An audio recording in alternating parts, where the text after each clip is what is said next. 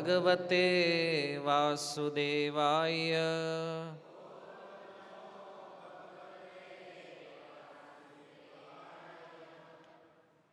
हरे कृष्णा कृष्णा कृष्णा हरे हरे, हरे राम राम राम हरे हरे। श्रीमद् भगवत गीता अध्याय 2 श्लोक क्रमांक 1, 2 और 3। संजय उवाच तं तथा कृपयाविष्टम् अश्रुपूर्णाकुलेक्षणम्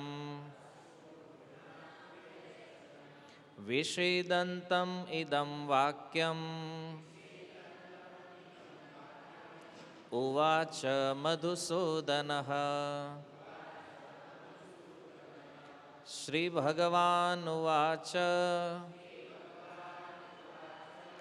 कुतस्त्वाकश्मलम् इदम् विषमे समुपस्थितम् अनार्यजुष्टम् अस्वर्ग्यम् अकीर्तिकरमर्जुन।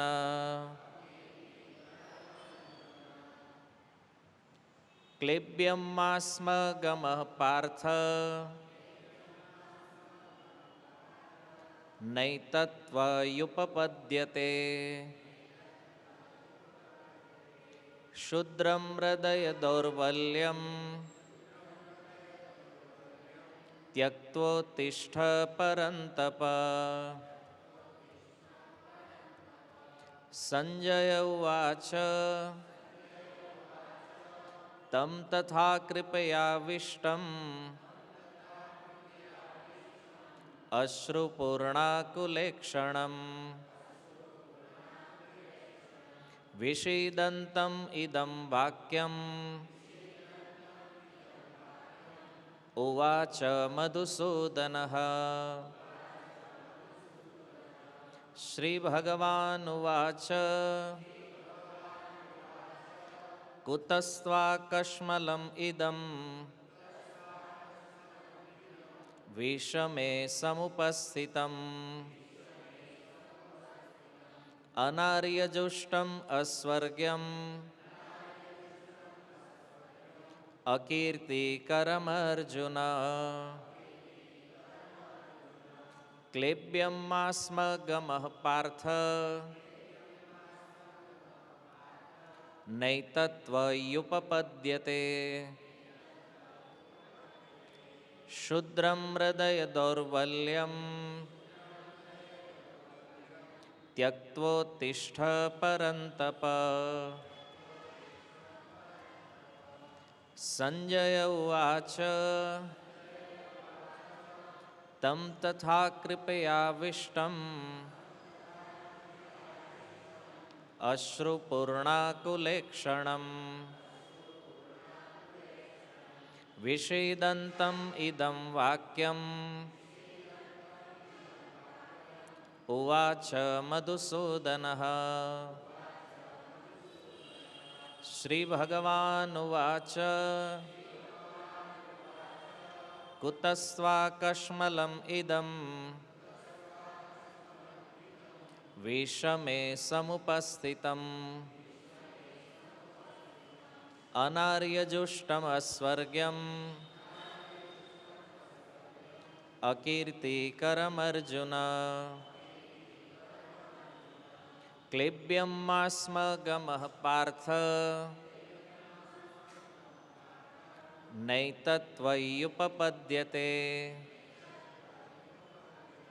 क्षुद्रं हृदय दौर्बल्यम् त्यक्त्वोत्तिष्ठ परन्तप। संजय उवाच। संजय ने कहा तम। संजय उवाच।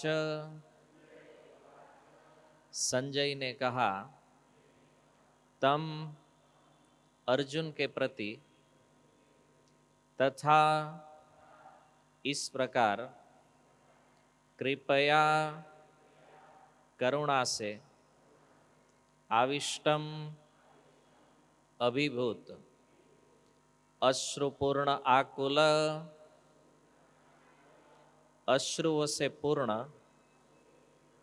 ईक्षणम नेत्र विषिदंतम शोकयुक्त इदम यह वाक्यम वचन उवाच कहा मधुसूदन मधु का वध करने वाले कृष्ण ने। अनुवाद। संजय ने कहा, करुणा से व्याप्त शोकयुक्त अश्रुपूरित नेत्रों वाले अर्जुन को देखकर मधुसूदन कृष्ण ने ये शब्द कहे। तात्पर्य, भौतिक पदार्थों के प्रति करुणा, शोक तथा अश्रु ये सब असली आत्मा को न जानने का लक्षण है। शाश्वत आत्मा के प्रति करुणा ही आत्म साक्षात्कार है। इस श्लोक में मधुसूदन शब्द महत्वपूर्ण है। कृष्ण ने मधु नामक असुर का वध किया था और अब अर्जुन चाह रहा है कि कृष्ण अज्ञान रूपी असुर का वध करे, जिसने उसे कर्तव्य से विमुख कर रखा है। यह कोई नहीं जानता कि करुणा का प्रयोग कहाँ होना चाहिए। डूबते हुए मनुष्य के वस्त्रों के लिए करुणा मूर्खता होगी। अज्ञान सागर में गिरे हुए मनुष्य को केवल उसके बाहरी पहनावे अर्थात स्थूल शरीर की रक्षा करके नहीं बचाया जा सकता। जो इसे नहीं जानता और बाहरी पहनावे के लिए शोक करता है, वह शूद्र कहलाता है, अर्थात वह वृथा ही शोक करता है। अर्जुन तो क्षत्रिय था, अतः उससे ऐसे आचरण की आशा न थी, किंतु भगवान कृष्ण अज्ञानी पुरुष के शोक को विनष्ट कर सकते हैं और इसी उद्देश्य से उन्होंने भगवत गीता का उपदेश दिया। यह अध्याय हमें भौतिक शरीर तथा आत्मा के वैश्लेषिक अध्ययन द्वारा आत्म साक्षात्कार का उपदेश देता है, जिसकी व्याख्या परम अधिकारी भगवान कृष्ण द्वारा की गई है। यह आत्म साक्षात्कार तभी संभव है जब मनुष्य निष्काम भाव से कर्म करे और आत्मबोध को प्राप्त हो। श्री भगवान उवाच, भगवान ने कहा, कुतः कहाँ से, त्वा तुमको, कश्मलम गंदगी अज्ञान, इदम यह शोक, विषमे इस विषम अवसर पर, समुपस्थितम प्राप्त हुआ, अनार्य वे लोग जो जीवन के मूल्य को नहीं समझते, जुष्टम आचरित अस्वर्ग्यम उच्च लोकों को न ले जाने वाला, अकीर्ति अपयश का कर्म कारण, अर्जुन हे अर्जुन। अनुवाद। श्री भगवान ने कहा, हे अर्जुन, तुम्हारे मन में यह कल्मश आया कैसे? यह उस मनुष्य के लिए तनिक भी अनुकूल नहीं है जो जीवन के मूल्य को जानता हो। इससे उच्च लोक की नहीं अपितु अपयश की प्राप्ति होती है। तात्पर्य, श्री कृष्ण तथा भगवान अभिन्न है, इसलिए श्री कृष्ण को संपूर्ण गीता में भगवान ही कहा गया है। भगवान परम सत्य की पराकाष्ठा है। परम सत्य का बोध ज्ञान की 3 अवस्थाओं में होता है। ब्रह्म या निर्विशेष सर्वव्यापी चेतना, परमात्मा या भगवान का अंतर्यामी रूप जो समस्त जीवों के हृदय में है, तथा भगवान या श्री कृष्ण श्रीमद् भागवत में 1-2-11 परम सत्य की यह धारणा इस प्रकार बताई गई है। वदंती तत्व विदस्तत्वम यजज्ञानम अद्वयम ब्रह्मेति परमात्मेति भगवान इति शब्दते। परम सत्य का ज्ञाता परम सत्य का अनुभव ज्ञान की 3 अवस्थाओं में करता है, और ये सब अवस्थाएं एक रूप है। ये ब्रह्म, परमात्मा तथा भगवान के रूप में व्यक्त की जाती है। इन 3 दिव्य पक्षों को सूर्य के दृष्टांत द्वारा समझाया जा सकता है, क्योंकि उसके भी 3 भिन्न पक्ष होते हैं, यथा प्रकाश, सूर्य की सतह तथा सूर्यलोक स्वयं। जो सूर्य के प्रकाश का अध्ययन करता है वह नौसिखिया है, सूर्य की सतह को समझता है वह कुछ आगे बढ़ा हुआ होता है, और जो सूर्यलोक में प्रवेश कर सकता है वह उच्चतम ज्ञानी है। जो नौसिखिया सूर्य प्रकाश, उसकी विश्व व्याप्ति तथा उसकी निर्विशेष प्रकृति के अखंड तेज के ज्ञान से ही संतुष्ट हो जाता है, वह उस व्यक्ति के समान है जो परम सत्य के ब्रह्म रूप को ही समझ सकता है। जो व्यक्ति कुछ अधिक जानकार है वह सूर्य गोले के विषय में जान सकता है, जिसकी तुलना परम सत्य के परमात्मा स्वरूप से की जाती है। जो व्यक्ति सूर्यलोक के अंतर में प्रवेश कर सकता है उसकी तुलना उससे की जाती है जो परम सत्य के साक्षात रूप की अनुभूति प्राप्त करता है। अतः जिन भक्तों ने परम सत्य के भगवान स्वरूप का साक्षात्कार किया है वो सर्वोच्च अध्यात्मवादी है। यद्यपि परम सत्य के अध्ययन में रत सारे विद्यार्थी एक ही विषय के अध्ययन में लगे हुए हैं, सूर्य का प्रकाश, सूर्य का गोला तथा सूर्यलोक की भीतरी बातें, इन तीनों को एक दूसरे से विलग नहीं किया जा सकता। फिर भी तीनों अवस्थाओं के अध्येता एक ही श्रेणी के नहीं होते। संस्कृत शब्द भगवान की व्याख्या व्यासदेव के पिता पराशर मुनि ने की है। समस्त धन, शक्ति, यश, सौंदर्य, ज्ञान तथा त्याग से युक्त परम पुरुष भगवान कहलाता है। ऐसे अनेक व्यक्ति है जो अत्यंत धनी है, अत्यंत शक्तिमान है, अत्यंत सुंदर है, अत्यंत विख्यात, विद्वान तथा विरक्त भी है, किंतु कोई साधिकार यह नहीं कह सकता कि उसके पास सारा धन, शक्ति आदि है। एकमात्र कृष्ण ही दावा कर सकते हैं, क्योंकि वे भगवान है। ब्रह्मा, शिव या नारायण सहित कोई भी जीव कृष्ण के समान पूर्ण ऐश्वर्यवान नहीं है। अतः ब्रह्म संहिता में स्वयं ब्रह्मा जी का निर्णय है कि कृष्ण स्वयं भगवान है। न तो कोई उनके तुल्य है, न उनसे बढ़कर है। वे आदि स्वामी या भगवान है, गोविंद रूप में जाने जाते हैं और समस्त कारणों के परम कारण है। ईश्वरः परम कृष्ण सच्चिदानंद विग्रह अनादिरादिर गोविंद सर्व कारण कारणम। ऐसे अनेक पुरुष है जो भगवान के गुणों से युक्त है, किंतु कृष्ण परम है, क्योंकि उनसे बढ़कर कोई नहीं है। वे परम पुरुष है और उनका शरीर सच्चिदानंदमयी है। वे आदि भगवान गोविंद है और समस्त कारणों के कारण है।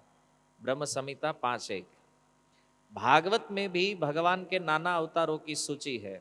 कृष्ण को आदि भगवान बताया गया है, जिससे अनेक अनेक अवतार तथा ईश्वर विस्तार करते हैं। एते चंश कला पुंसः कृष्णस्तु भगवान स्वयं इंद्रारि व्याकुलम लोकम मृड्यन्ते युगे युगे। यहाँ पर वर्णित सारे अवतारों की सूची या तो भगवान की अंश कलाओं अथवा पूर्ण कलाओं की है, किंतु कृष्ण तो स्वयं भगवान है। 1:3-28। अतः कृष्ण आदि भगवान, परम सत्य परमात्मा तथा निर्विशेष ब्रह्म दोनों के उद्गम है। भगवान की उपस्थिति में अर्जुन द्वारा स्वजनों के लिए शोक करना सर्वथा अशोभनीय है। अतः कृष्ण ने कुतः शब्द से अपना आश्चर्य व्यक्त किया है। आर्य जैसी सभ्य जाति के किसी व्यक्ति से ऐसी मलिनता की उम्मीद नहीं की जाती है। आर्य शब्द उन व्यक्तियों पर लागू होता है जो जीवन के मूल्य को जानते हैं और जिनकी सभ्यता आत्म साक्षात्कार पर निर्भर करती है। देहात्म बुद्धि से प्रेरित मनुष्य को यह ज्ञान नहीं रहता कि जीवन का उद्देश्य परम सत्य विष्णु या भगवान का साक्षात्कार है। वे तो भौतिक जगत के बाह्य स्वरूप से मोहित हो जाते हैं। अतः वे यह नहीं समझ पाते कि मुक्ति क्या है। जिन पुरुषों को भौतिक बंधन से मुक्ति का कोई ज्ञान नहीं होता वे अनार्य कहलाते हैं।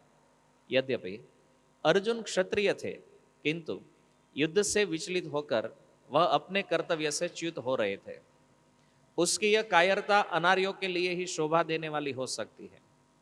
कर्तव्य पथ से इस प्रकार का विचलन न तो आध्यात्मिक जीवन की प्रगति करने में सहायक बनता है, न ही इससे संसार में ख्याति प्राप्त की जा सकती है। भगवान कृष्ण ने अर्जुन द्वारा अपने स्वजनों पर इस प्रकार की करुणा का अनुमोदन नहीं किया है। क्लेब्यम नपुंसकता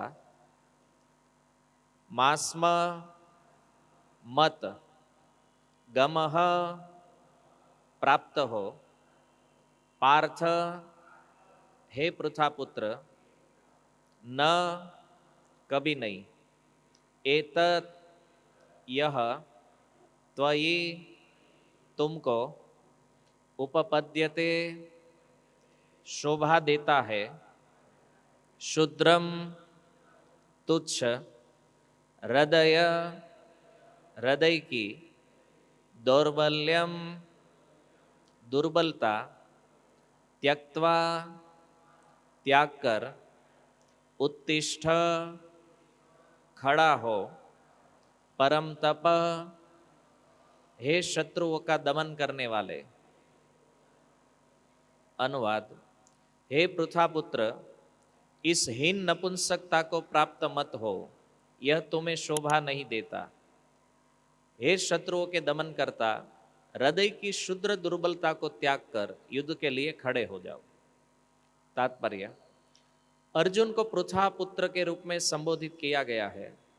पृथा कृष्ण के पिता वसुदेव की बहन थी, अतः कृष्ण के साथ अर्जुन का रक्त संबंध था।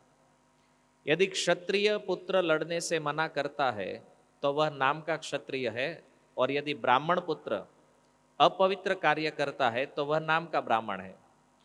ऐसे क्षत्रिय तथा ब्राह्मण अपने पिता के अयोग्य पुत्र होते हैं। अतः कृष्ण यह नहीं चाहते थे कि अर्जुन अयोग्य क्षत्रिय पुत्र कहलाए।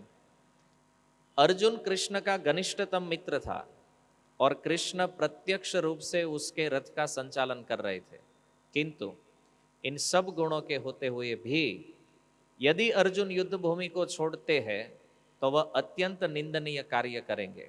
अतः कृष्ण ने कहा कि ऐसी प्रवृत्ति अर्जुन के व्यक्तित्व को शोभा नहीं देती।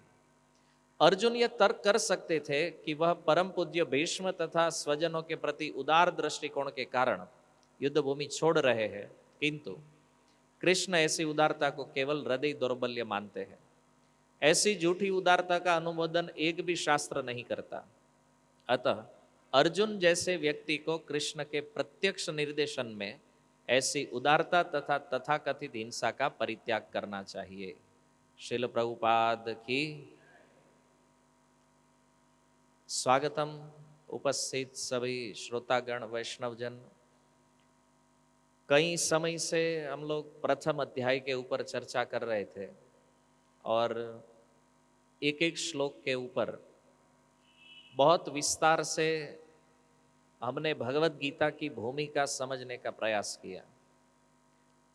प्रथम अध्याय का विवरण यदि हम देखें तो प्रारंभ में अर्जुन युद्ध करने के लिए बहुत ही उत्साही थे, जिसका वर्णन संजय धृतराष्ट्र को कर रहे हैं। जब दोनों सेनाओं के मध्य में रथ को स्थित किया भगवान ने और अपने स्वजनों को देखा तो अर्जुन के अंदर स्वजनों के प्रति मोह प्रकट हो गया, और इस मोह के कारण अर्जुन युद्ध न करने के लिए बहुत सारे तर्क दे रहे भगवान को। उस तर्क को सुनकर भगवान का कोई प्रति उत्तर नहीं था। प्रथम अध्याय में अंत में संजय ने श्लोक का उपसंहार किया और धृतराष्ट्र को यह बताया कि अर्जुन ऐसी ऐसी बातें बोलकर अंत में अपने गांडी और बाण को त्याग करके वो रथ के मध्य भाग में बैठ गए। तो संजय के इस श्लोक के द्वारा प्रथम अध्याय का समापन हुआ है। अब दूसरा अध्याय जब प्रारंभ हो रहा है तो यहां पर भी संजय उवाच आया है। पहले अध्याय के अंत में भी संजय उवाच और दूसरे अध्याय के प्रारंभ में भी संजय उवाच। अब जब दोनों बात संजय बोल रहे हैं तो होना ये चाहिए कि या तो पहले अध्याय में ही दोनों श्लोक लेने थे, या तो अंतिम श्लोक जो प्रथम अध्याय में है वो दूसरे अध्याय के प्रारंभ में जोड़ देना चाहिए, ताकि एक ही बार संजय उवाच करके ये घटना प्रारंभ हो जाए। अच्छा, एक बात और समझिए कि अध्याय जब समाप्त होता है इसका अर्थ हुआ कि एक घटना समाप्त हुई है। तो धृतराष्ट्र का जो प्रश्न था मामकः पांडवाश्चैव किम अकुर्वत संजय, तो इसके उत्तर में दुर्योधन का कार्यकलाप बताने के बाद अर्जुन के कार्यकलापों को बता दिया संजय ने कि ऐसा ऐसा हुआ, इसलिए अर्जुन युद्ध करने से मना कर रहे और वो अपने रथ पर बैठ गए। अब उसकी शारीरिक स्थिति वहां पर बताई गई है। तो अर्जुन के मन में जो विषाद था, जो शोक है, जिसके कारण वो युद्ध से मना कर रहे हैं, तो उसी विषाद को दिखाने के लिए संजय ने वहां पर उस श्लोक में अर्जुन की स्थिति बताई कि अर्जुन का ऐसा ऐसा हाल है, वो युद्ध नहीं करना चाहते थे। ये क्यों बोला है संजय ने ये श्लोक? इसलिए क्योंकि अर्जुन ने जब बोलना बंद कर दिया, 45 नंबर श्लोक में जब अर्जुन ने अपनी बात पूरी कर दी, तो उसके बाद अर्जुन भी चुप, भगवान भी चुप, दोनों चुप थे। तो उसके बीच संजय ने सोचा कि मैं ही कुछ बोल देता। तो इसलिए संजय ने ये बोला, क्योंकि दोनों चुप थे, कुछ बोल नहीं रहे, ना अर्जुन कुछ बोल रहे ना भगवान बोल रहे। तो वो जो बीच का समय है, उस समय का सबसे बड़ा सदुपयोग संजय ने कर लिया और इस परिस्थिति को वो बता रहे हैं। इस श्लोक का प्रारंभ हुआ है तम शब्द से, तम तथा कृपया विष्टम। तो ये तम शब्द जो है ये अर्जुन के लिए है। प्रथम अध्याय में बात तो अर्जुन की ही हो रही है, जहां पर संजय ने विराम किया है। अब दूसरे अध्याय में प्रारंभ हो रहा है तो उसी बात का अनुसंधान करने के लिए कि उसी अर्जुन की मैं बात कर रहा हूं। किस अर्जुन की? जो अपना गांडी और अपने बाणों का त्याग करके रथ पर बैठ गए हैं। उस अर्जुन की क्या स्थिति है उसको पुनः संजय बता रहे, इसलिए यहां पर वापस संजय उवाच शब्द आ गया है। और ये दोनों अध्याय को जोड़ने में संजय की बहुत महत्वपूर्ण भूमिका है। देखो, भगवान का ये कोई प्लान नहीं था कि इस अध्याय को यहां पर रोकना है फिर यहां से दूसरा स्टार्ट करना है ना। ये सब जो तैयारी हुई है, किस अध्याय को कहां पर रोका जाएगा और कौन सा अध्याय कहां से प्रारंभ होगा, तो ये संजय और व्यासदेव ने मिलकर ये चीज की है। क्योंकि संजय ने जब वो गीता सुनी तो उनको पता था कि कहां कहां पर रुकना है, कहां कौन सा प्रसंग पूर्ण हो रहा है। और व्यासदेव ने इस भगवत गीता को लिखा है, इसलिए व्यासदेव भी ये जानते थे कि मुझे कौन से अध्याय को कहां पर रोकना है और कहां से स्टार्ट करना है इसको। तो ये इन दोनों के कारण, क्यों? क्योंकि संजय को भी दिव्य दृष्टि प्राप्त थी, वो किसी की बात भी सुन सकते थे, किसी के मन में क्या चल रहा है ये भी संजय को पता था। नहीं तो कोई कह सकता है ना कि जब अर्जुन चुप थे, भगवान चुप थे, तो इसे बोलने की क्या आवश्यकता थी बीच में। तो संजय ये भी जानते हैं कि अर्जुन के मन में क्या चल रहा है, और संजय को यह भी पता है कि कृष्ण के मन में क्या चल रहा है। तो इन दोनों के बीच के समय के अवसर को पकड़ा संजय ने, और इसलिए उन्होंने अर्जुन की स्थिति को प्रकट किया धृतराष्ट्र के सामने कि अर्जुन कर क्या रहे। बोले पहले दो लक्षण बताइए, रथोपस्थ उपाविशत, वो रथ पर बैठ गए हैं और विसृज्य शचरम चापम, उन्होंने अपने धनुष और बाण का त्याग कर दिया है।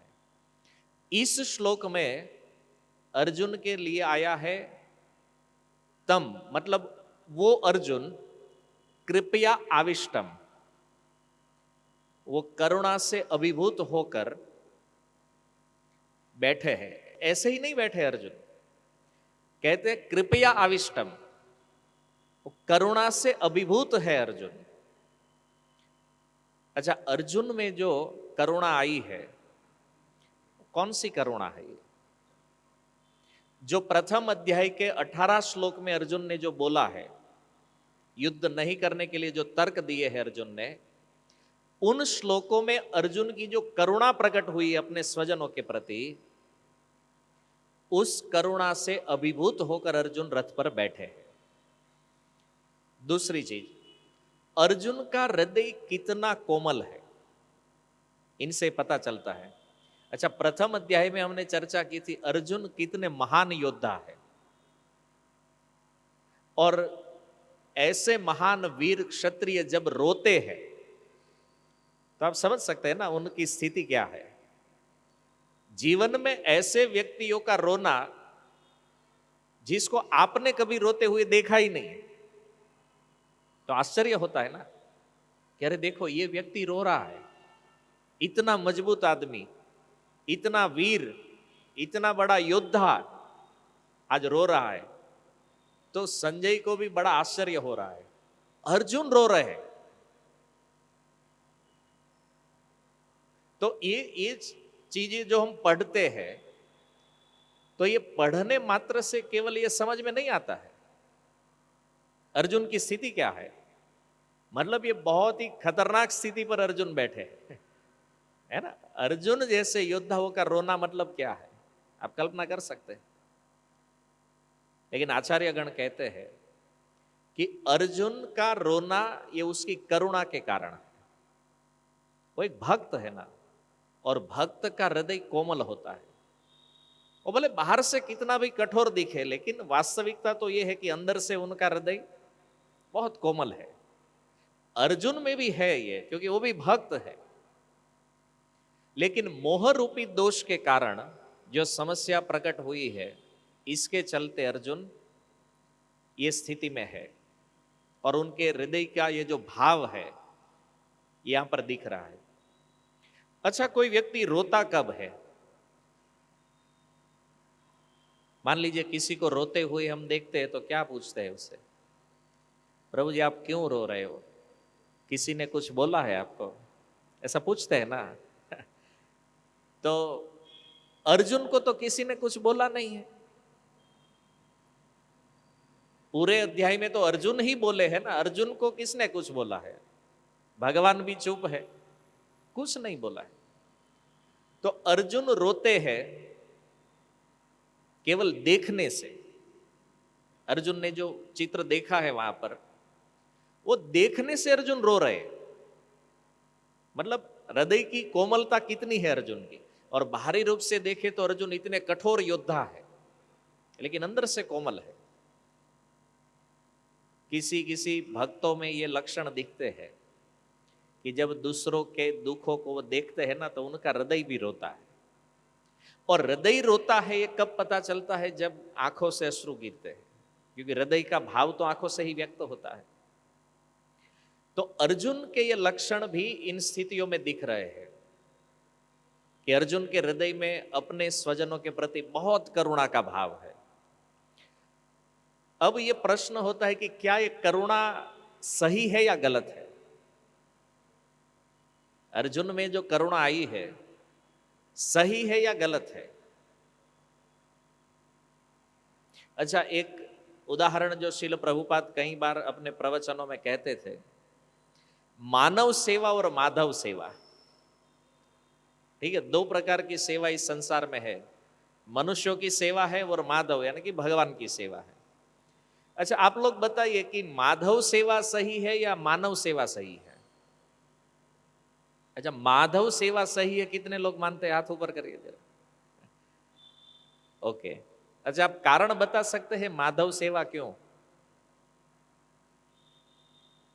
अच्छा, मानव सेवा के पक्ष में कौन कौन लोग हैं? मनुष्यों की सेवा करनी चाहिए, एक भी आदमी नहीं है। मानव सेवा के पक्ष में कोई है ही नहीं। बड़ा खतरनाक स्थिति है भाई। अच्छा, इनको छोड़कर और कोई मत है आपका? एक तीसरा मत भी है, माधव सेवा भी होनी चाहिए और मानव सेवा भी होनी चाहिए। ये असली चीज है। आज थोड़ा समस्या है, भक्तों से जब बात होती है, ये प्रश्न मैंने इसलिए पूछा क्योंकि आप सबके मन में क्या है ये तो पता चल गया अभी।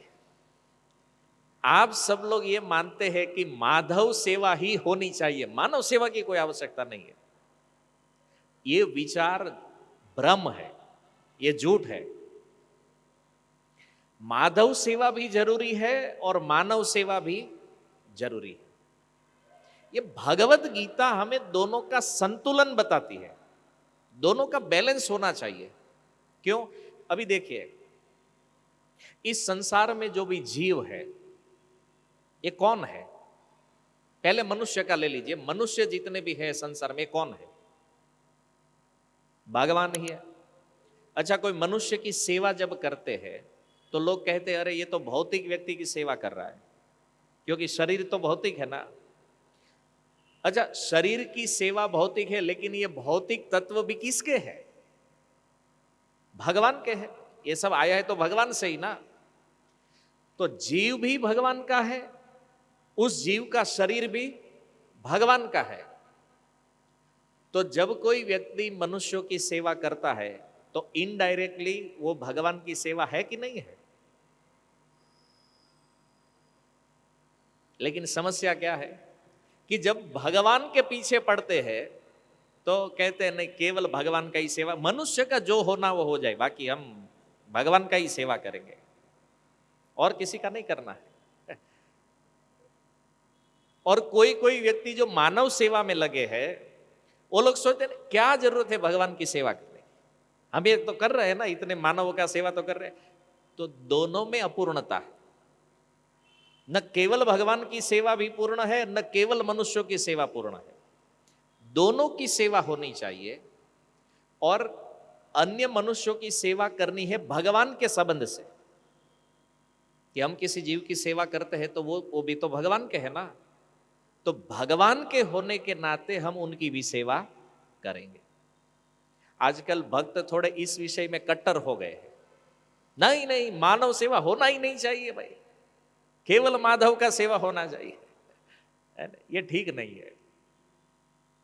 प्रभुपाद जी के तात्पर्यों को थोड़े अच्छे से पढ़िए, एक तात्पर्य के आधार पर निर्णय मत लीजिए।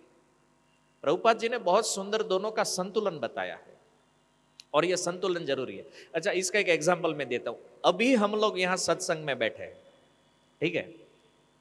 ये जो हम सत्संग कर रहे हैं, ज्ञान की जो चर्चा कर रहे हैं, इस चर्चा का परिणाम यह है कि हमारे आत्मा की सेवा हो रही है, हमारी आत्मा संतुष्ट हो रही है। और सत्संग जब पूर्ण हो जाएगा तो आपको प्रसाद मिलेगा। तो प्रसाद से क्या होता है? शरीर के अंदर जो हमारे पंच महाभूत तत्व है उनकी शुद्धि होती है प्रसाद लेने से। तो ज्ञान के द्वारा आत्मा की भी शुद्धि हो रही है और प्रसाद के द्वारा शरीर की भी शुद्धि हो रही है। तो सत्संग में हम दोनों की सेवा कर रहे हैं, शरीर की भी सेवा करते हैं और आत्मा की भी सेवा करते हैं, है ना। लेकिन दोनों का केंद्र क्या है? कृष्ण है। हम भगवान के संबंध से दोनों का सेवा हो रहा है ना, तो इसमें दोनों का कल्याण हो रहा है, शरीर का भी और आत्मा का भी। तो ये सबसे महत्वपूर्ण विषय है, क्योंकि दोनों भगवान के हैं, शरीर भी भगवान का है और आत्मा भी भगवान का है। तो ये दोनों का कल्याण है। देखिए, माधव को मानव मानना और मानव को माधव मानना, ये दोनों गलत है ना। कुछ लोगों ने नाम दे दिया, प्रभुपाद इसके विषय में भी कहते थे कि कुछ लोग कहते हैं दरिद्र नारायण, एक शब्द दिया दरिद्र नारायण। अब बताए नारायण कब से दरिद्र हो गए? जबकि वो अनंत लक्ष्मी के स्वामी है। तो नारायण को यदि दरिद्र शब्द लगाएंगे तो ये तो भगवान का अपमान हो जाएगा ना। भगवान कब से गरीब हो गए? नहीं हो सकते हैं। तो ये गलत धारणाओं के कारण ये हो गया है, जो गीता को सही रूप से नहीं समझते हैं। इसलिए एक और उदाहरण भी बताया गया है तोते और पिंजरे का। एक राजा था, तो एक राजा ने एक तोता खरीदा और वो तोते के लिए एक बहुत सुंदर एक पिंजरा बना दिया। सोने से बनाया था, उसमें हीरे लगे हुए थे। वो लाकर अपनी दादी माँ को दिया और कहा कि इस तोते का आप ख्याल रखिए, इसका सेवा करिए आप। और दादी भी बड़ी बुद्धिमान थी, तो उसने देखा कि ये सोने का पिंजरा है और इसमें हीरे लगे हुए, तो इसका तो सफाई करना बहुत जरूरी है।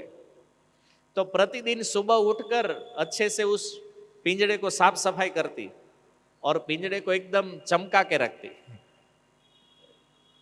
और इस पिंजरे की सेवा में वो तोता बेचारा एकदम, मतलब मरा तो नहीं, लेकिन बिना शक्ति का हो गया।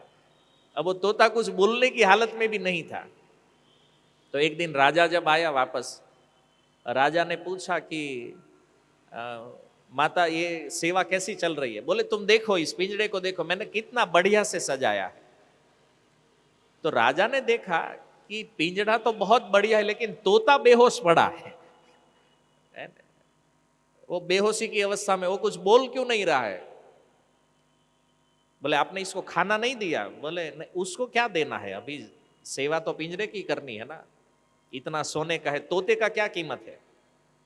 बोले तोता तो 150-200 रुपए का होगा और ये पिंजरा ये लाखों का है, तो किसकी सेवा करनी चाहिए?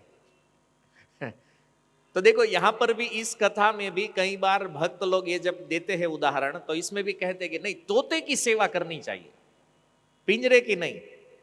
अरे भाई, तोते की सेवा भी जरूरी है, लेकिन पिंजरे की सेवा भी जरूरी है। वो तोते का निवास स्थान है ना, तो दोनों की सेवा होनी चाहिए। आत्मा की सेवा करनी है तो शरीर की अवस्था भी ठीक होनी चाहिए। बेहोशी की अवस्था में कौन भजन करेगा?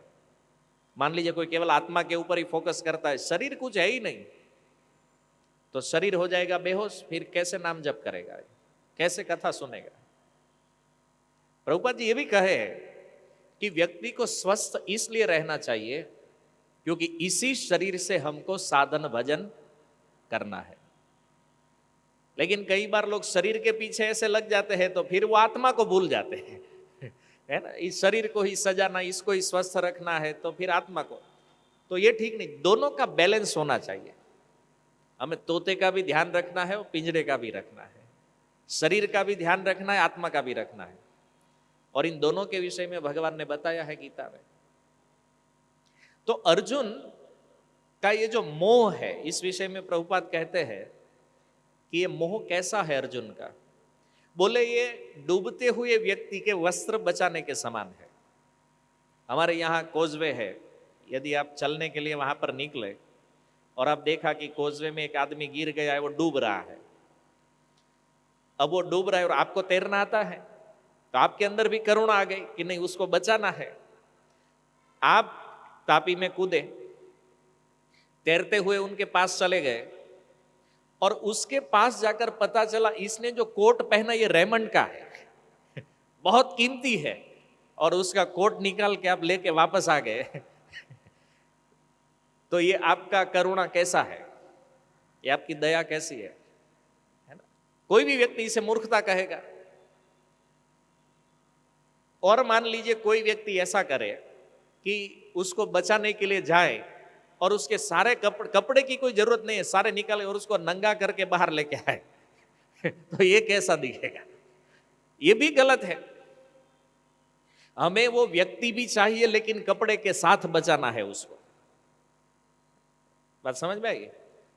तो डूबते हुए व्यक्ति के वस्त्र के लिए यदि कोई शौक करे कि अरे वो बेचारा आदमी डूब गया, लेकिन उसका सूट कितना महंगा था, 1,00,000 रुपए का सूट पहन के वो डूब गया था, तो 1,00,000 रुपया डूब गया, उसको बचाना चाहिए, तो ये ठीक नहीं है। तो अर्जुन के मन में जो करुणा है वो यही है कि अपने स्वजनों के जो शरीर है उसके विषय में वो चिंता कर रहे हैं कि ये लोग मर जाएंगे। वास्तविकता तो ये है कि शरीर को तो एक ना एक दिन मरना ही है। वो मर भी गया तो क्या समस्या है, उसको तो एक दिन मरना ही था। तो ये वास्तविक भाव नहीं है। सच्ची करुणा क्या है? सच्ची करुणा है उस व्यक्ति को बचाना है, वस्त्र को नहीं। ये मूल भाव है।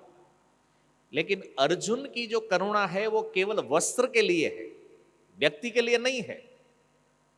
इसलिए अर्जुन जो है ये इस करुणा से जो अभिभूत हुए हैं, लेकिन वास्तव में उस करुणा का कोई वैल्यू नहीं है। दूसरा लक्षण बताया गया है अश्रुपूर्ण कुलेक्षणम। न केवल अर्जुन बैठे हैं करुणा से अभिभूत, बल्कि उनका हृदय इतना करुणा से आप्लावित है, अर्जुन रो रहे हैं, अश्रुपूर्ण। अर्जुन की आंखों से अश्रु बह रहे, और आंखों में अश्रु इस प्रकार से है कि अर्जुन को कुल इक्षणम, वो कुछ देख नहीं पा रहे अभी। आंसुओं के कारण उनकी आंखें भर गई है। तो कौटुंबिक मोह जो है उसके कारण अर्जुन की यह स्थिति। दो लक्षण यहां पर इस श्लोक में बताए, एक है करुणा से अभिभूत है और दूसरा अर्जुन रो रहे हैं। तो देखिए, जब इस संसार में कोई रोता है तो दो प्रकार के आंसू निकलते हैं। आप लोग भी रोए होंगे ना कभी न कभी। कब रोते हैं हम? हम लोग रोते कब है? जब दुख होता है, शोक होता है। और एक दूसरा कारण है रोने का, कब रोते हैं? जब हम खुश होते हैं। तो ये बड़ा विचित्र है, दुख होता है तब भी रोते हैं और खुश होते हैं तब भी रोते हैं। लेकिन दोनों के रोने में अंतर है। जब व्यक्ति दुख के कारण रोता है तो उसमें दिखेगा, दुख के कारण यदि कोई रोता है तो उसके आंसू गर्म निकलते हैं। रोते हुए आंसू यदि गर्म निकल रहे हैं तो आप समझ जाए कि आप दुख के कारण रो रहे हैं, शोक के कारण रोते हैं। और यदि आंसू ठंडे हैं, इसका अर्थ यह है कि हम खुशी के कारण रो रहे हैं। तो अभी आप जब भी रोना आए आपको, तो आप थोड़ा टेस्ट कर लीजिए कि आप शोक में रो रहे या फिर दुख में या सुख में। तो ये पहचान है। ऐसे कई बार होता है। तो अर्जुन जिस स्थिति में है, अर्जुन का रोना शोक के कारण है या सुख के कारण है? अर्जुन के आंसू ठंडे हैं या गर्म है? गर्म है, पक्का। हाँ, इसमें क्या समझना है? आप लोग पहले अध्याय में सुन चुके हैं, वो शोक से अभिभूत है, ये संजय ने बताया ना पहले।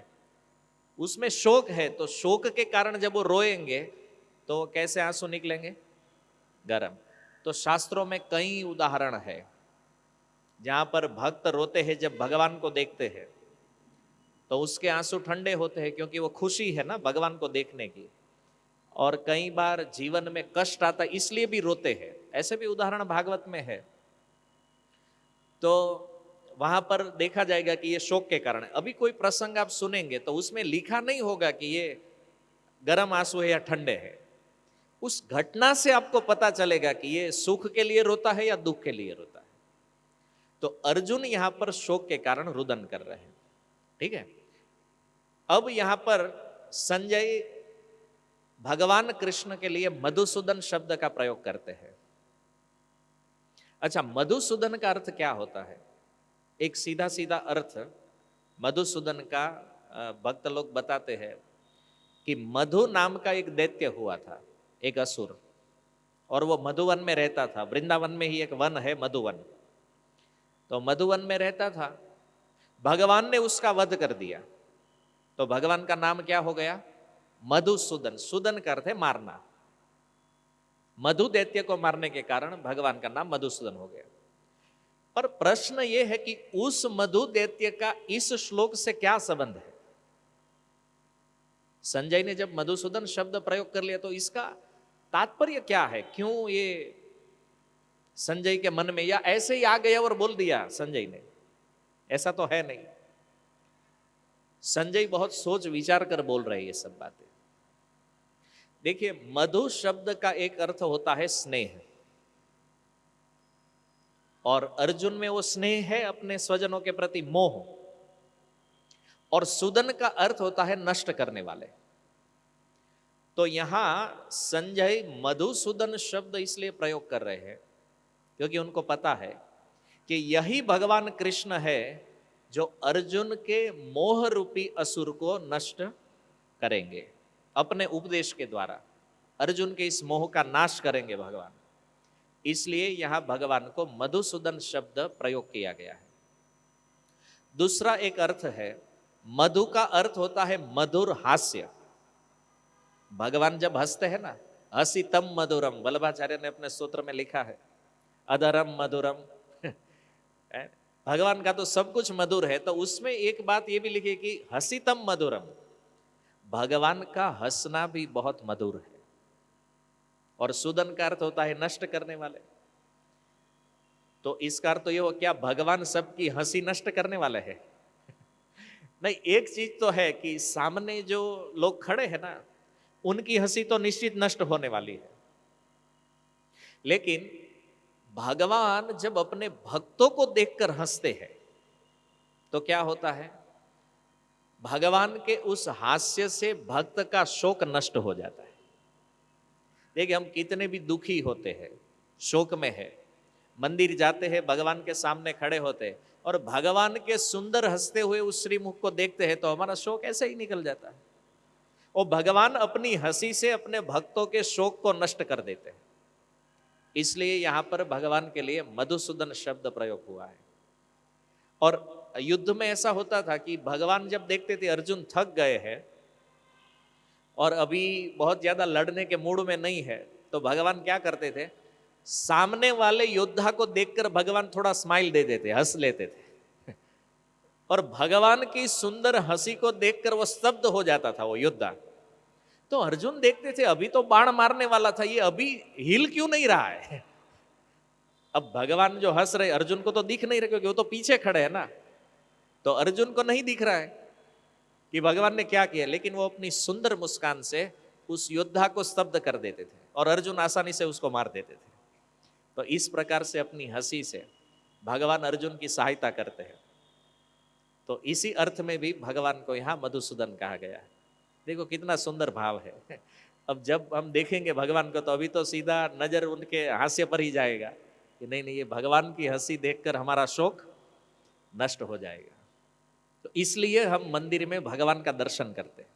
दर्शन का फल ये भी है कि जब हम भगवान को देखते हैं और उसमें भी उनका प्रफुल्लित मुख कमल जब देखते हैं ना, तो उस हंसी को देखकर हमारा सारा शोक नष्ट हो जाता है।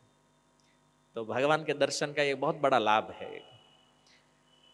और भगवान जो अर्जुन को गीता सुना रहे, तो ये भी ऐसा नहीं था कि भगवान बहुत गंभीर भाव में सुना रहे थे, भगवान हंसते हुए सुना रहे गीता। आप महाभारत के मूल भाव को पकड़ेंगे तो आपको पता चलेगा भगवान ने ये जो गीता सुनाई है ना, ये भगवान हंसते हुए सुना रहे। अच्छा, कोई व्यक्ति गीत गाता है तो कैसे गाता है? मुस्कुराते हुए गाता है ना, प्रसन्न होकर गाता है। तो गीता भी एक गीत है जो भगवान के द्वारा गाया गया है। तो भगवान भी एकदम सुंदर मुस्कान के साथ अर्जुन को सुना रहे हैं। तो ये भगवान की बहुत ही सुंदर सहायता है अर्जुन के प्रति। और इसी को प्रकट करते हुए, क्योंकि अभी संजय बता रहे थे कि अर्जुन को मोह हो गया है, तो मान लीजिए धृतराष्ट्र के मन में यह स्वाभाविक प्रश्न हो सकता है कि भाई अर्जुन को मोह हो गया तो ये नाश कौन करेगा? तो संजय मधुसूदन शब्द के द्वारा कहते हैं कि सारे संशयों का और शोक का नाश करने वाले भगवान कृष्ण है। इसलिए उनका मधुसूदन शब्द के द्वारा उत्तर दिया है संजय ने धृतराष्ट्र के प्रश्न का। अब दूसरे श्लोक में प्रारंभ हुआ श्री भगवान उवाच। देखिए, भगवान उवाच सुनते हुए आपके चेहरे पर भी मुस्कान आ गई, स्माइल आ गई। क्यों? क्योंकि यह शब्द वास्तव में बहुत महत्वपूर्ण है। तो भगवान उवाच शब्द जो यहाँ पर आया है उसके दो कारण है, श्री व्यासदेव बताते हैं। सबसे पहला कारण ये है कि श्री भगवान उवाच शब्द के द्वारा संजय और इस गीता को लिखने वाले व्यास भगवान ये हमें एक चीज बताना चाहते हैं कि हमने अपनी ओर से न कुछ इसमें जोड़ा है, न अपनी ओर से हमने कुछ तोड़ा है। इसमें जोड़ तोड़ नहीं है। जो भगवान ने बताया वो एज इट इज हम यहां पर प्रस्तुत कर रहे हैं। इसका अर्थ क्या है कि ये भगवत गीता जो है ये साक्षात भगवान कृष्ण का संदेश है। इसमें कुछ कमी या कुछ बढ़ाना ऐसा कुछ नहीं हुआ है। जो भगवान ने बोला है वो एज इट इज यहां पर बताया गया है। इसलिए भगवान उवाच शब्द का प्रयोग हुआ है। ये भगवान ने बोला है। व्यासदेव कहते हैं न मेरी बात है न संजय की बात है, ये भगवान की बात है। और दूसरा, श्री भगवान उवाच शब्द से ये प्रस्तुत होता है कि ये कृष्ण जो है ये स्वयं भगवान है। अच्छा, किसी भी व्यक्ति को आज आप पूछिए भगवत गीता कौन बोला है, किसने बोली है गीता? कृष्ण ने। अभी अभी उसने मधुसूदन बोला है 1 नंबर श्लोक में, और उनको पता है कि जो गीता बोल रहे हो कौन है? भगवान है, कृष्ण भगवान है। तो कृष्ण यदि गीता बोलते हैं तो यहां पर होना चाहिए कृष्ण उवाच, लेकिन यहां पर है क्या? भगवान उवाच है। तो इसका कारण यह है कि कृष्ण ही स्वयं भगवान है।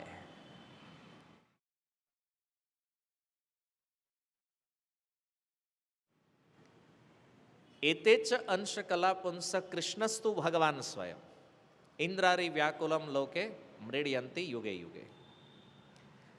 इस संसार में जितने भी अवतार होते हैं भगवान के, इन सारे अवतारों का जो मूल है ये कृष्ण है। ये बात भागवत में सिद्ध है।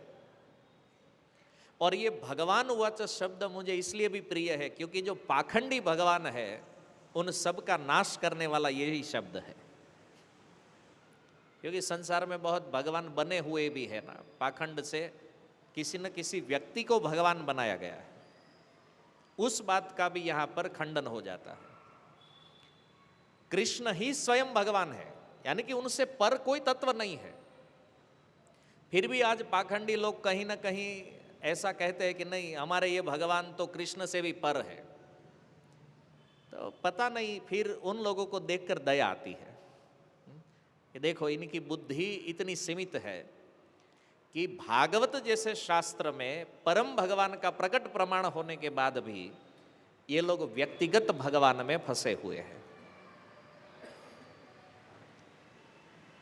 क्योंकि शास्त्र और वेद पुराण यहां सिद्ध है कि कृष्ण से पर कोई तत्व नहीं है। अच्छा, ये 2 कारण है जो व्यासदेव ने बताए, लेकिन इस श्लोक के ऊपर आप कोई भी आचार्यों की टीका देखेंगे तो इसमें एक श्लोक सभी आचार्यों ने कोट किया है, और वो है विष्णु पुराण का जो श्लोक है, ऐश्वर्यस्य समग्रस्य वीर्यस्य यशस श्रिय ज्ञान वैराग्यश्चैव षण्णाम भग इति गणा।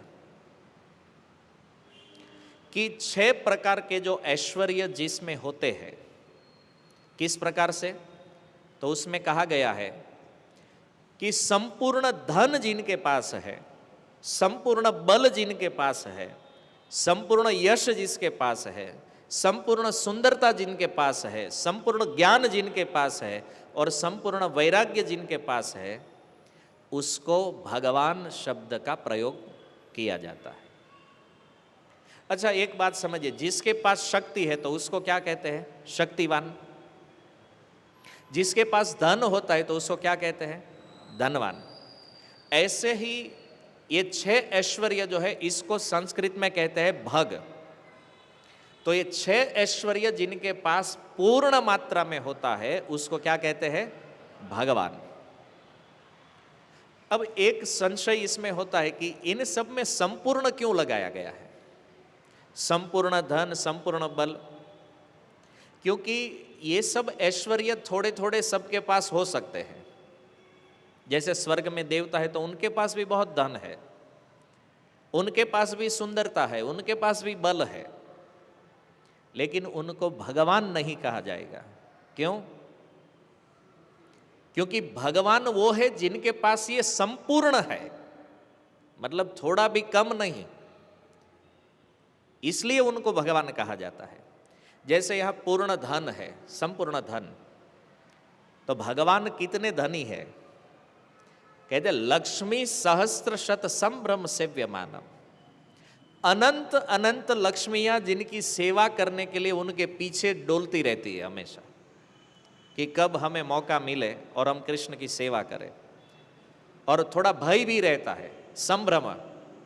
भय ये है कि कहीं भगवान हमें सेवा से निकाल न दे, इस भाव से लक्ष्मी जी सेवा करती है भगवान की। एक लक्ष्मी नहीं, अनंत लक्ष्मी। और जिनके धाम का हर एक वृक्ष कल्प वृक्ष है, जिनके धाम का हर एक पत्थर चिंतामणि है। बताइए, इनसे बड़ा धनवान है कोई संसार में? है कोई देवता जिनके पास इतना ऐश्वर्य सामर्थ्य है? नहीं है।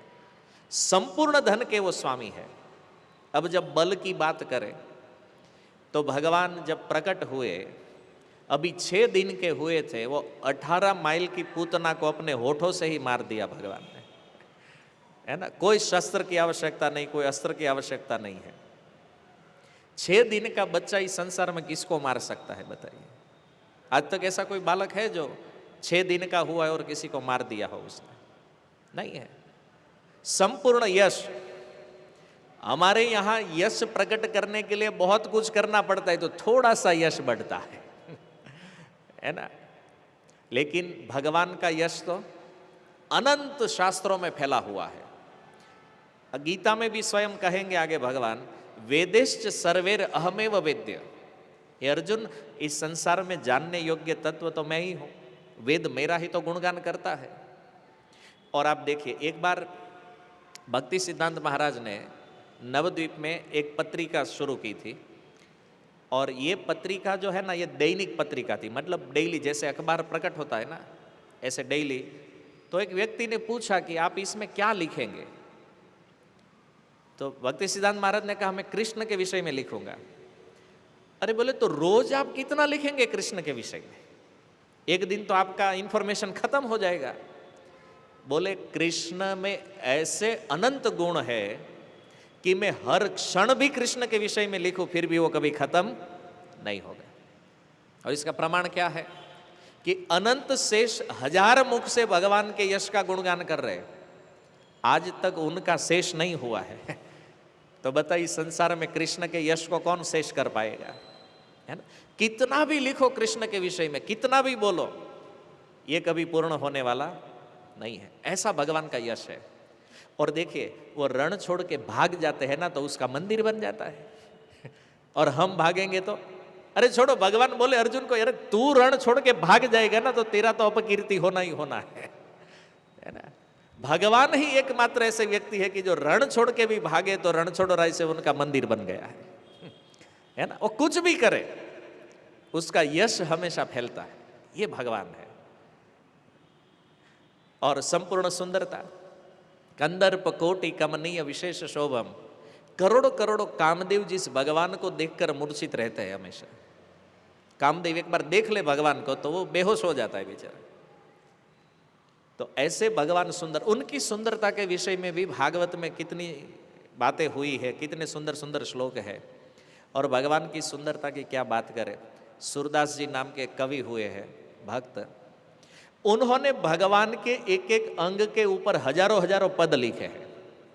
कान के ऊपर लिखा तो 1000 पद कान के ऊपर ही है। भगवान के कान कैसे है सोचिए। आप सोच सकते हैं 1000 पद भगवान के कान के ऊपर है। भगवान की आंख के ऊपर लिखेंगे तो 1000 पद भगवान की आंखों के विषय में ही है। नासिका के विषय में लिखेंगे तो 1000 पद भगवान के नाक के विषय में है ना। तो ऐसी सुंदरता का सूरदास जी ने वर्णन किया है भगवान का कि उनके समान हम कल्पना नहीं कर सकते हैं ना। अब कान तो कान है, इसके विषय में 1000 पद मतलब कैसे लिखेंगे वो। तो ये भी भक्त की एक बहुत बड़ी विलक्षणता है, उन्होंने लिखा है। ये भगवान की सुंदरता है जिसकी हम कल्पना नहीं कर सकते हैं, हम मन से सोच भी नहीं सकते हैं। अचिंत्य सुंदर है भगवान, जिसका चिंतन हमारी इंद्रियों में नहीं हो सकता है। ऐसा दिव्य भगवान का रूप है। और संपूर्ण ज्ञान। अब देखिए हम लोग क्या जानते हैं अपने विषय में। अच्छा, आत्मा की बात करेंगे तो उसमें भी कई सारे कंफ्यूजन है ना, कई सारे मत मतांतर है। और हम अपने विषय में ही ठीक ठीक नहीं जानते हैं, अब दूसरे जीवों का तो क्या जानेंगे। भगवान का ज्ञान कैसा है जानते हैं? वो इस संसार के सभी जीव के भूत भविष्य वर्तमान, यानी कि किस जन्म में उसने क्या किया है, वो क्या सोचता था, अभी क्या कर रहा है, क्या सोच रहा है, आगे क्या करेगा, क्या सोचेगा, भगवान सब कुछ जानते हैं, सब जीवों के विषय में। और दुर्भाग्य ये है कि सब जीव मिलकर एक भगवान के विषय में नहीं जानते हैं। उसका अनंत ज्ञान है भगवान का, वो सब के विषय में उनको पता है। कौन सा जीव किस योनि में कब गया है, कौन से कर्म के कारण वो क्या दुख भुगत रहा है, ये सब कुछ डेटा भगवान के पास है। हम लोग कभी कभी रेवेन्यू ऑफिस में जाते हैं कोई जमीन के कागज बनवाने, रजिस्ट्री करवाने के लिए, तो वहाँ देखते हैं, उसको पूछेंगे ये जमीन कहाँ से आई है, तो वो सारा रिकॉर्ड निकालेगा वो। लेकिन वो रिकॉर्ड कब से है? 1955 से, है ना। उससे पहले का मांगो, उनके पास नहीं है। ये रिकॉर्ड कहाँ मिलेगा? कृष्ण के पास है। ये जमीन किसकी थी? तो लास्ट जाते जाते भगवान बोले ये मेरी ही थी। और अब आप सब इनकी ये जो सब रजिस्ट्री बनवा रहे हैं, वास्तव में अंत में तो सब कुछ मेरा ही था। तो भगवान सब जानते हैं, ये उनका ज्ञान है, भूत भविष्य वर्तमान, ये कभी भूलते नहीं है। और छठा है संपूर्ण वैराग्य। अभी देखिए भगवान का वैराग्य क्या है। प्राण से भी ज्यादा प्रेम करने वाले जो ब्रजवासी थे, लेकिन उनको छोड़कर एक क्षण में भगवान मथुरा चले गए। उसका वैराग्य देखिए। आजकल हम लोग छोड़ नहीं पाते, अरे इतने सारे मेरे चाहने वाले लोग हैं, मैं कैसे छोड़ूंगा इसको। नहीं छोड़ते। कृष्ण को कोई समस्या नहीं है। भगवान का वैराग्य ऐसा है। अब देखिए जब इतने बड़े ऐश्वर्य के स्वामी है, तो हम उनको कुछ भी भोग लगाते हैं, कभी नमक बढ़ जाता है, कभी कम हो जाता है, फिर भी वो बेचारे चुपचाप खा लेते हैं, है ना। कभी कंप्लेन नहीं करते हैं भगवान कि अरे इतना नमक क्यों डाल दिया इसमें भाई आपने। कभी कंप्लेन करते हैं भगवान? नहीं करते। क्यों नहीं करते? इतने ऐश्वर्यवान होने के बाद भी अपने सारा ऐश्वर्य, अपना सारा पद, सब कुछ भगवान साइड में रख के वो मानते हैं कि मैं मेरे भक्त का हूं, इसलिए जो देगा वो मैं खा लूंगा। इस संसार में देखने जाएंगे, किसी के पास बहुत बड़ा बंगला है और उसके घर में बहुत अच्छे अच्छे व्यंजन बनते हैं, उसको भी यदि थोड़ा इधर उधर दे दो ना, अरे ये नहीं चलेगा, इसको हटाओ, पता नहीं इतने बड़े आदमी है, ऐसा हम खाएंगे? ऐसे लोग नहीं खाते। भगवान कभी ऐसा नहीं करते। अपने भक्त के द्वारा जो भी मिला है, भगवान ये ठीक है, बहुत बढ़िया है, भगवान स्वीकार कर लेते। तो इससे बड़ा वैराग्य संसार में कहीं नहीं दिखेगा, क्योंकि भगवान की तुलना में कोई है ही नहीं। तो ये 6 प्रकार के जो ऐश्वर्य है, और एक बात आप समझिए कि ऐश्वर्य केवल 6 ही नहीं है। कितने ऐश्वर्य है? भगवान के अनंत ऐश्वर्य है। ये 6 मुख्य है। यदि कोई भगवान शब्द का प्रयोग करे तो ये 6 ऐश्वर्य उसमें पूर्ण मात्रा में होने चाहिए, तो ही उसको भगवान कहा जाएगा। ये विष्णु पुराण का श्लोक है, प्रमाण है भगवान कौन है। और केवल ये 6 ऐश्वर्य नहीं है, विष्णु पुराण में 6 माधुर्य भी बताए गए हैं भगवान के, है ना। भगवान की क्या क्या मधुरिमा है, जैसे वेणु माधुरी है, रूप माधुरी है, तो भगवान के माधुर्य भी है। तो ऐसा नहीं कि ये 6 है, अनंत ऐश्वर्य है भगवान के। पर एक प्रमाण दिया गया है कि यदि किसी को स्वयं भगवान हम कहते हैं या पूर्ण पुरुषोत्तम परमेश्वर कहते हैं, तो उसमें ये 6 ऐश्वर्यों का होना जरूरी है, नहीं तो उसे भगवान नहीं माना जाएगा। अब भगवान यहाँ पर इस श्लोक में अपने परम मित्र को अर्जुन संबोधन देते हैं। इस श्लोक में भगवान ने अर्जुन शब्द प्रयोग किया है, अर्जुन के लिए ही, अपने मूल नाम से। क्यों? क्योंकि भगवान कहते हैं अर्जुन, तुम्हारा अंतःकरण स्वच्छ है, निर्मल है, और ऐसे स्वच्छ अंतःकरण वाले मेरे मित्र के अंदर तुम्हारे स्वभाव में ये कलमशता, ये कायरता कहां से घुस गई है? ये तो भगवान कहते मुझे समझ में नहीं आ रहा। क्यों? क्योंकि तुम मेरे मित्र हो, मेरे सखा हो, और तुम्हारा अंतःकरण शुद्ध है। तो ऐसे शुद्ध अंतःकरण वाले व्यक्ति में ऐसी कायरता होना, भगवान कहते हैं मुझे तो थोड़ा समझ में नहीं आ रही, गड़बड़ दिख रहा है ना। अर्जुन में ऐसी कायरता नहीं होनी चाहिए, क्योंकि अर्जुन अर्जुन है। इसलिए अर्जुन शब्द के द्वारा भगवान उसको स्मरण करा रहे हैं कि अर्जुन तू याद कर, तू है कौन। ये कायरता विरोधाभास है। और ये जो शोक तुम्हारे अंदर प्रकट हो रहा है, भगवान ने कहा विषम है, ये विषम अवसर है। विषम शब्द क्यों प्रयोग हुआ है? क्योंकि ये युद्ध का स्थान है, शोक का नहीं है। जब युद्ध के स्थान में होते हैं तो वहां पर शोक नहीं करना चाहिए। क्यों नहीं करना चाहिए? क्योंकि युद्ध में क्या होता है, हर एक क्षण में एक एक व्यक्ति मरता रहता है, और वहां पर यदि कोई रोने बैठा तो कोई उसे मार देगा क्योंकि वो तो शोक कर रहा है ना, आगे कोई बाण मार देगा, वो तो खत्म। तो मेन भाव ये समझना है कि युद्ध स्थान जो है वो शोक का स्थान नहीं है। हाँ, युद्ध के बाद शोक कर सकते हैं आप, ये ठीक है, जैसे युधिष्ठिर महाराज ने किया। महाभारत का युद्ध जैसे समापन हो गया तो युधिष्ठिर महाराज को शोक हुआ, तो सब पूछते थे कि आप क्यों शोक करें? बोले इतने सारे हमारे स्वजन मर गए इसलिए। और अर्जुन का शोक किस लिए है? कोई मरा ही नहीं है अभी तो कोई मरे ही नहीं है, अर्जुन उसके लिए रो रहा है जो भी जीवित है, अभी सामने खड़े हैं। इसलिए भगवान कहते हैं विषम स्थिति में हो अर्जुन तुम। और रामायण में भी है, जब लक्ष्मण जी मूर्छित हो गए तो भगवान राम ने क्या किया? पहले जाके रावण को मारा, बाद में आके लक्ष्मण जी को अपनी गोद में लेके वो शोक कर रहे हैं। पहले तो रावण को भगा दिया युद्ध मैदान से, क्योंकि भगवान ने देखा अभी कर्तव्य है रावण को मारना, उसको हटाना, तो मारा रावण को, तो वो मार के डर से भाग गया। फिर आके लक्ष्मण जी के पास भगवान शोक करते हैं।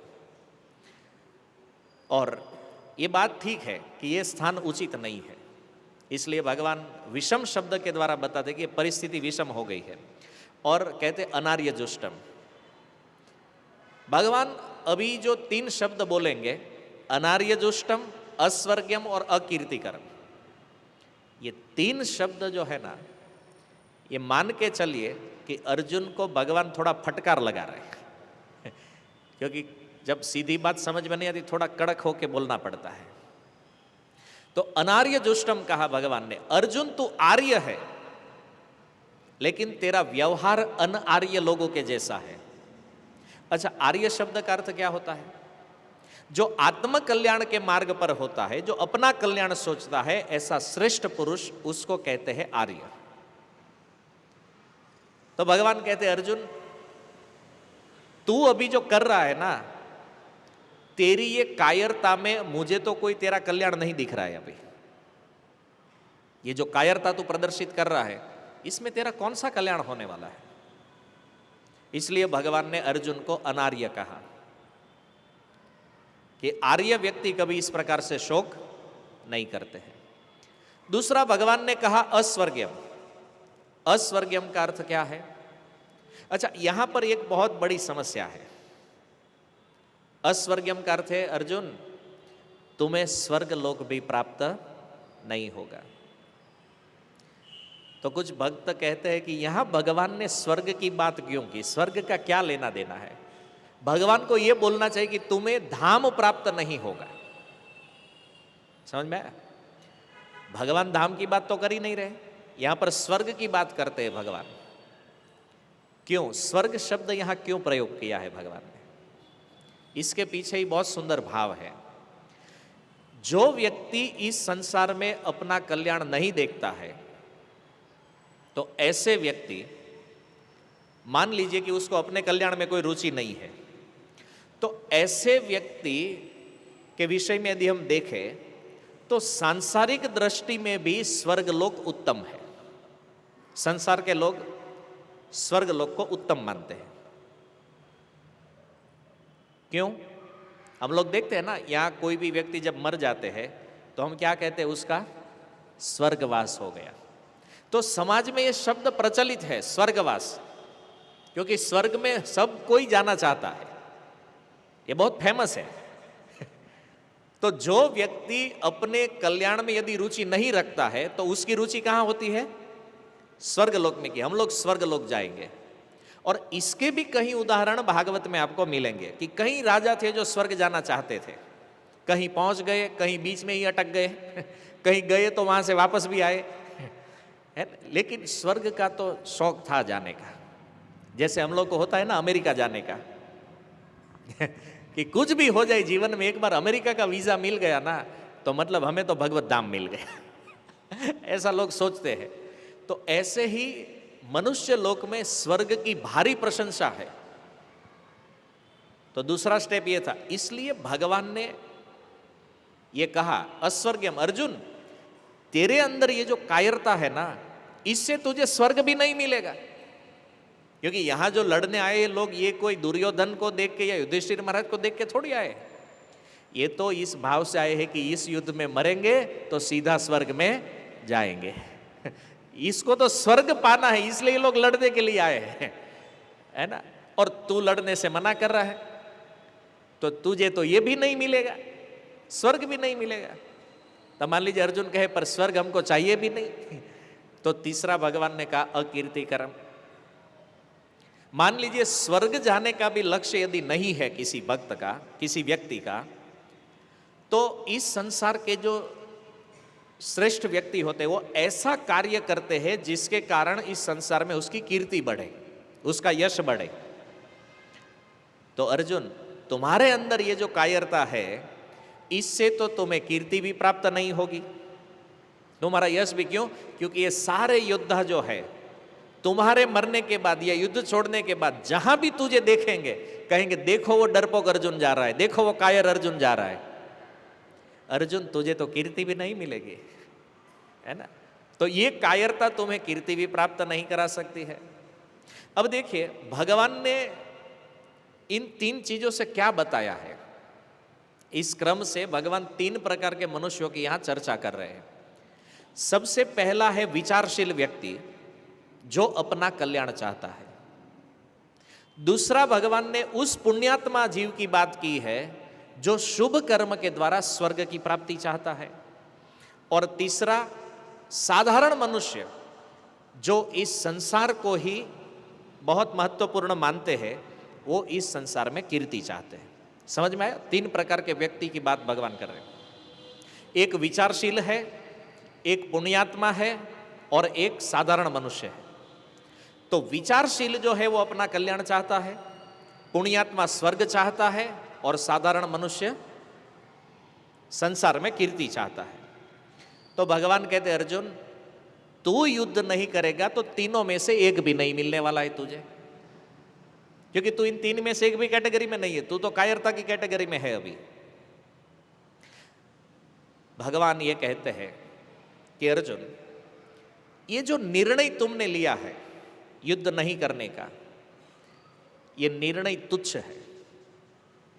जबकि अर्जुन मानते थे कि मैंने बहुत उदार भाव से निर्णय लिया है, देखो इतने सारे लोगों की हत्या का बचाव मैंने कर दिया है, तो मैं कितना उदारतावादी व्यक्ति हूं। लेकिन भगवान क्या कहते हैं, तुम उदार नहीं तुच्छ व्यक्ति हो, तुम्हारा निर्णय भी तुच्छ है। क्यों? क्योंकि इसके कारण देखो तुम विचारशील भी नहीं हो, इसके कारण क्या होगा, तेरा पतन हो जाएगा।